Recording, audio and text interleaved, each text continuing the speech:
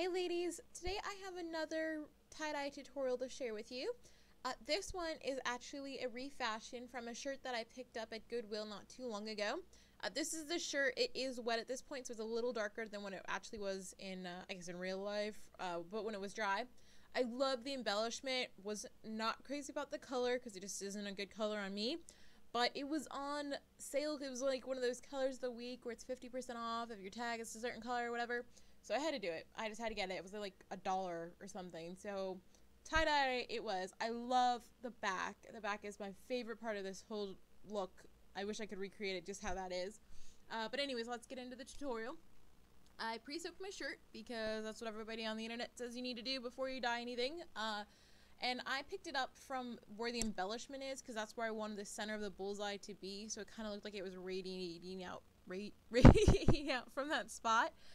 But it's your choice. Just make sure it's a flattering point. Like you don't want it to look like your boob is exploding. So just think about placement, and obviously like you don't want your belly button to be emphasized because then it'll make your stomach look bigger. I just got rubber bands and started cinching sections. I tried to space them out mostly even. Wise tip: if you pick up the rubber bands in the craft section of say Walmart or Target, they're like $4 or something for 10 or 15 or I don't know, and you could just as easily go to the office supply section and get like 100 of them for $1, which is what I did, and some of them will break on you, but you have 100 of them to work with. Anyways, just a little FYI there for you. Because I picked up this shirt and just kind of draped it from that one point, obviously it is going to be a little bulkier in some sections as opposed to others, so you are going to have to be patient and try to keep as much of the natural folds in when you're working on placing those rubber bands to get the most organic draping, if that makes sense. So just keep that in mind. You can pick up and pinch from any spot on the shirt. It's going to be disproportionate in some sections anyways, just because that's how shirt is. Obviously it's bigger in some parts than others. So just keep that in mind, and you can see here that section is probably the thickest part, and that's just because that's where the most fabric is bunching up. I'm imagining that's probably the wider part of the shirt towards the bottom where it's probably been worn or stretched out.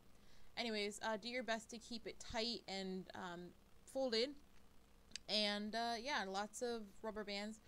Keep in mind the rubber bands placement for this tutorial is where the lines are going to be. So if you want them more consolidated, like you want a lot of layers in your bullseye, just like a water marble, put more rubber bands in.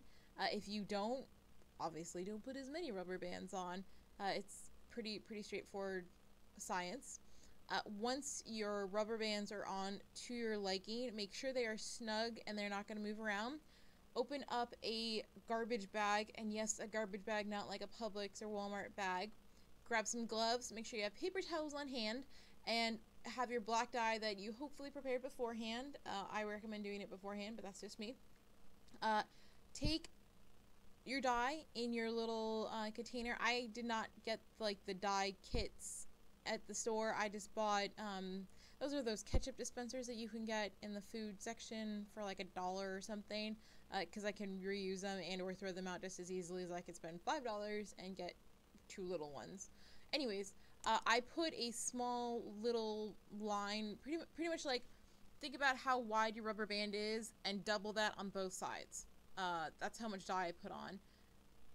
Make sure obviously your paper towels are on hand because you don't want any dye that's on your gloves to go wherever else you're going to touch. I flipped over the garment to put dye on the other side, thus why you gotta wipe it off, and rinsed and repeat. Put more dye on, make sure it's evenly distributed, and make sure it's nice and saturated in there.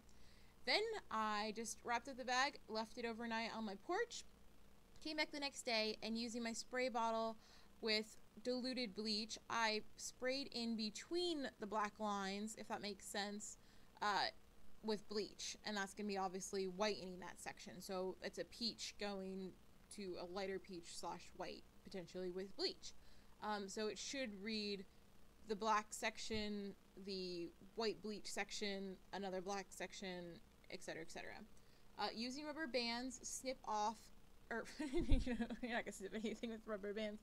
Using scissors, snip off the rubber bands. Do not try to pull them off because between the chemicals of the dye and the bleach, you don't want anything flicking in your eye.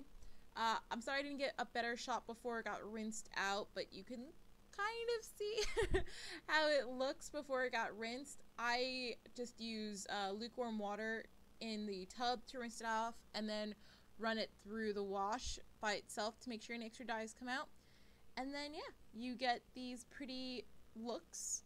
I like how it came out. It looks nice on me.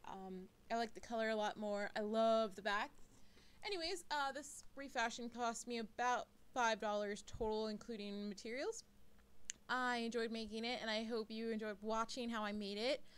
If you've done any refashions, you can always leave links down below or share them on my Facebook page or even comment on the blog. I'd love to see them however you want to share them.